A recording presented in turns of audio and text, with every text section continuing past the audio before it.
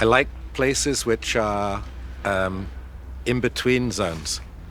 The works I've done tend to mark these spots, right, where you're neither inside or outside. I'm finally bringing home a form that I've used for 30 years to a place where it has a function. But they're also artworks.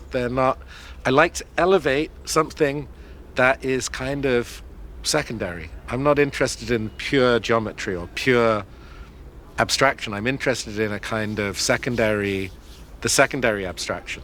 I've used the form of the overhead canopy a lot because it's not architecture and it's not sculpture and it's adjunct. It's alongside. It's secondary, and I'm really interested in these secondary forms that end up becoming like these improvised spaces that people use. Art is often stupid, negative, awkward, illogical. It doesn't necessarily fix anything. It's kind of extra. It's a kind of supplement. The biggest problem is people want to know the story, right? And they want to know what to do. And yeah, I think it's not the point of the work. What I like best is when you put something up, like we did here, and people just kind of automatically do what they're supposed to do, in a way. So we put up the first platform, and the guys who put it up stood underneath it, drinking water and talking. And I thought, that's it, it's perfect. You know exactly what to do. No instruction necessary. My mother was trained as an illustrator, which was a normal job before photography was easy and cheap to reproduce. So when I was a small child, she taught me how to draw, like technically, like the distance between your ears and your chin and your eyes, where they are. So at school, I would do drawings. And in the 70s, teachers thought that you could judge intelligence by drawings.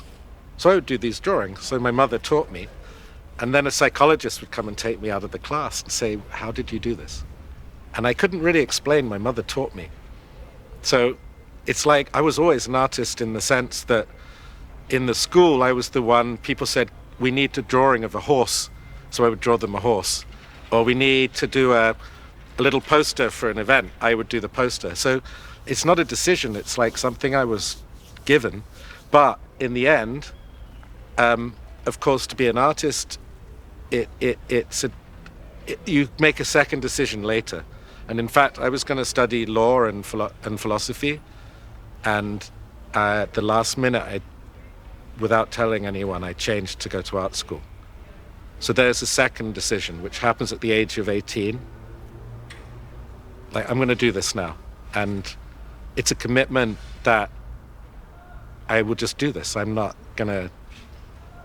will find a way, right? So it's very interesting, this idea of when to become an artist. It doesn't happen once, I think. It happens numerous times. Same with music. You're very good when you're a kid, and then school destroys you and makes you hate music, and then you meet the right people or you find a context.